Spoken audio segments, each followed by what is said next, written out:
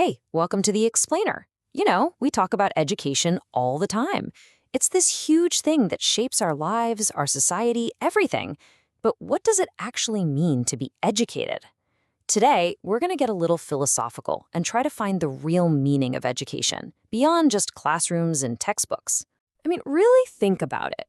We spend years from the time we're little kids all the way into our teens, maybe even our 20s, sitting inside classrooms. We follow the bell, we take the tests, we get the diplomas. But is all that activity, is that the same thing as becoming educated? That's the big, kind of provocative question we're diving into today. So, to even start to answer that, we have to draw a really important line in the sand. See, we tend to use the words schooling and education like they're the same thing, but they are not. And understanding that difference, well, that's the key to everything else we're going to talk about. And to really get to the heart of this, we're going to do what philosophers do best. We're going to look really closely at the words we use. The way we talk about education actually reveals this deep confusion we have. And just clarifying our language is the first huge step toward clarifying our thinking. Okay, so here's the key concept we need to get our heads around: a normative term. A normative word isn't just describing something. It's got a value judgment baked right into its definition. So when you call something good or beautiful, you're not just stating a fact, right? You're applying a standard. You're saying it's worthwhile. This is absolutely crucial. And this right here is the core distinction. Schooling is the word for the system. The buildings, the teachers, the curriculum. That system can be great, it can be terrible, or it can be just meh. But education? That's different. It's what philosophers call an achievement word. It means something worthwhile has actually happened, that a person has changed for the better. So think about it. You can have bad schooling, sure, but the phrase a bad education is, philosophically speaking, a total contradiction. All right, so now that we've kind of separated the system from the actual ideal, let's put this idea to the test. We're going to look at a couple of really popular, common sense ideas about schooling and see if they actually lead to a real education.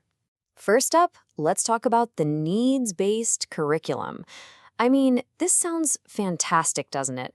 Of course we should teach kids what they need. It sounds so logical, so compassionate, so child-centered. Who on earth could argue with that? Well, a philosopher would, because the second you start pressing on that word needs, the whole thing gets tricky.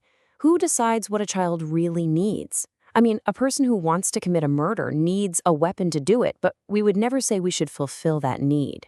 The point is, needs are always tied to some other goal, some other value. So just saying, let's educate based on needs doesn't actually solve the problem. It just buries the real question one layer deeper. And you see this exact same problem with interest-based learning. If you mean education should just follow whatever a kid happens to be into at the moment, well, that can be super trivial. It might not expand their world at all.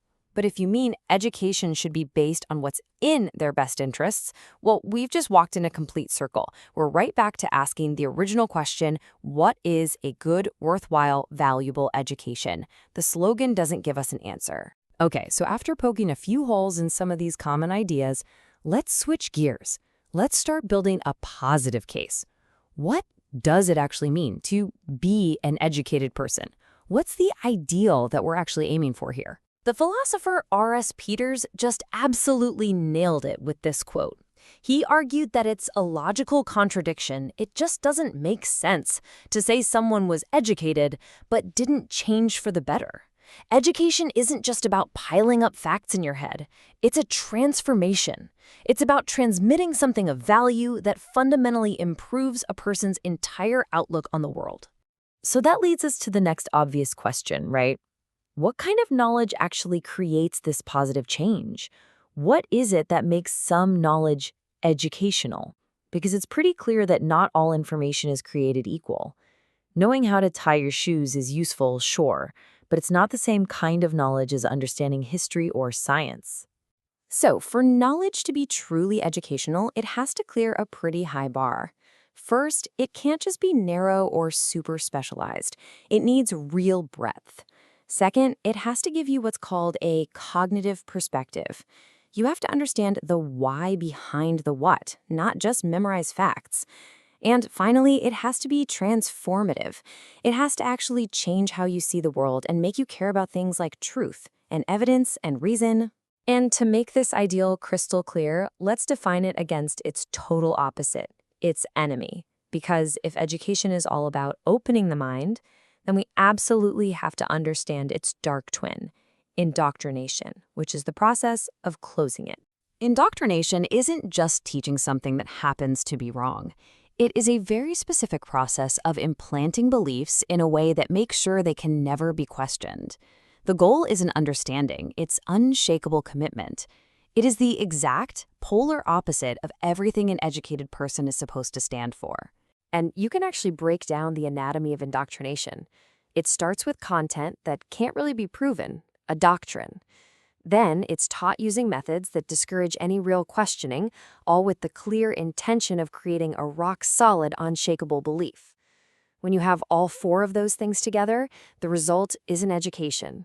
It's a closed mind. And here you can see the two ideals, side by side in their final showdown. The educated mind wants to understand the world. The indoctrinated mind only wants to defend its beliefs about it. One is open, autonomous, and self-directed. The other is closed, governed by an ideology, and shut off from any challenge. The contrast? Well, it couldn't be more clear. So we end up right back where we started, but hopefully with a totally new perspective. Education is a change for the better. It's a broadening of your perspective, a commitment to reason, and a fundamental opening of the mind. So now that you have this framework, I'll just leave you with this one last thought. When you look back on all your years of schooling, and when you look at how you learn today, how much of it has been a true education?